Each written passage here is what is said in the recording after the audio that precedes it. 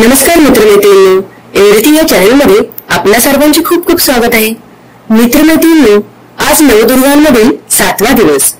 आज दुर्गेचे 7वे रूप कालरात्री या देवीबद्दल आज आपण माहिती पाहणार आहोत।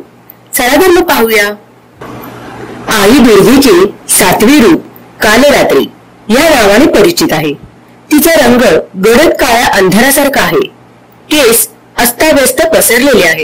गळ्यात विद्युतीची चकाकणारी माळ घातली आहे। ती त्रिनेत्र आहे। हे 3 डोळे ब्रह्मांडाप्रमाणे गोल आहेत। देवीच्या तेजासमोर विजेचे तेज फिके पडते। देवीच्या श्वासोश्वासातून अग्नीचे लोळ निघताना दिसतात। देवीने गाढवाला आपले वाहन म्हणून निवडले आहे। देवी एका हाताने आशीर्वाद तर एका हाताने अभय देत आहे। आणखी 2 हातांमध्ये एका हातात लोखंडी अवजार तर दुसऱ्या हातात रक्ताने माखलेली खड्ग आहे। कालरात्रीचे स्वरूप दिसायला अतिशय भयंकर असले तरीही त्यात पुरेपूर आवेश आहे। देवी दृष्टांचा नायनाट करते, सृजनांना भरपूर आशीर्वाद देते। कालरात्री भक्तांचे प्रत्येक कार्य शुभ करणारे आहे, म्हणून तिला शुभंकरी देखील म्हटले जाते। देवीच्या उग्र रूपाने भक्तांना भय वाटण्याचे कारण नाही। भय वाटले पाहिजे ते दुष्कृत्य करणाऱ्या राक्षसांना, दुष्ट लोकांना। दुर्गा पूजेच्या 7व्या दिवशी माता कालरात्रिकीची उपासना केली जाते। या दिवशी साधकांचे मन सहस्त्रार चक्रात स्थिर होते। या स्थितीत मन पोहोचल्यावर समस्त ब्रह्मांडाची द्वारे खुली झाल्यासारखे वाटते। मनुष्य पाप पुण्याच्या पलीकडे जातो। अहम ब्रह्मास्मीचा शोध लागला की मनुष्याच्या हातून दुष्कृत्य घडत नाहीत, कारण तो परमानंदात रममान झालेला असतो। माता कालरात्री दृष्टांचा विनाश करणारे आहे।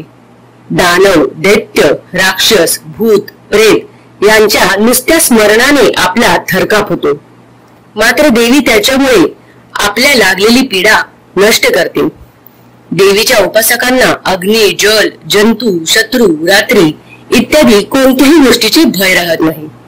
देवीला आदर्श मानून तेही शक्ती उपासक होतात आणि अंतर्गत भीतीवर मात करतात।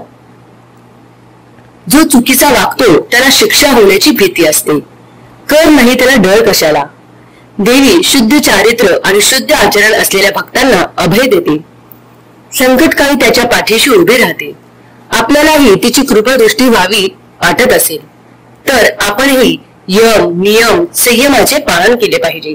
काया, वाचा, मन पवित्र ठेवले पाहिजे। आपले प्रत्येक कार्य तिच्या साक्षीने केले पाहिजे आणि तिला समर्पित केले पाहिजे।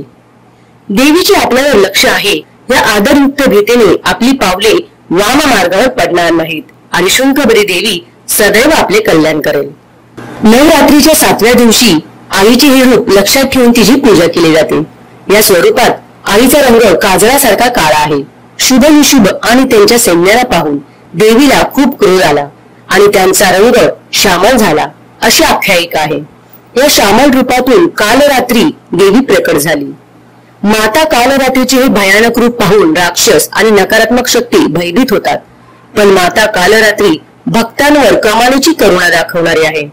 सुलभ आणि भक्तांना प्रेमळ असल्यामुळे आईला शुंखबरी असेही संबोधले जाते।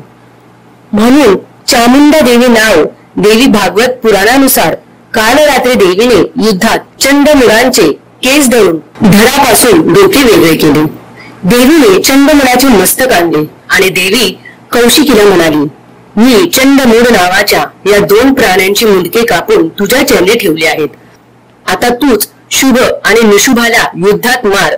देवीने प्रसन्न होऊन कालरात्रीला सांगितले की आजपासून चंडमूडचा वध केल्यामुळे भक्त तुला चामुंडा देवी या नावानेही हाक मारतील, म्हणून कालरात्रीला चामुंडा देवी असेही म्हणतात। काल म्हणजे वेळ, समय, काळामध्ये या विश्वामधील सारे काही सामावले आहे आणि काल सर्वांचा साक्षी आहे। रात्री म्हणजे गाढ विश्रांती, शारीरिक, मानसिक आणि आत्म्याची गाढ विश्रांती। विश्रांतीशिवाय आपण ताजेतवाने होऊ शकतो का? कालरात्री म्हणजे पुन्हा कार्यश्रम होण्यासाठी मिळालेली विश्रांती। तर मित्रमैत्रिणींनो, अशा प्रकारे कालरात्री देवीचे हे महत्व आहे। तर मित्रांनो, हा व्हिडिओ तुम्हाला कसा वाटला हे मला कमेंट करून नक्की कळवा। आणि अशीच विविध प्रकारचे व्हिडिओ पाहण्यासाठी आमच्या चॅनलला लाईक आणि सबस्क्राईब करा आणि बेल आयकॉनला प्रेस करा. धन्यवाद.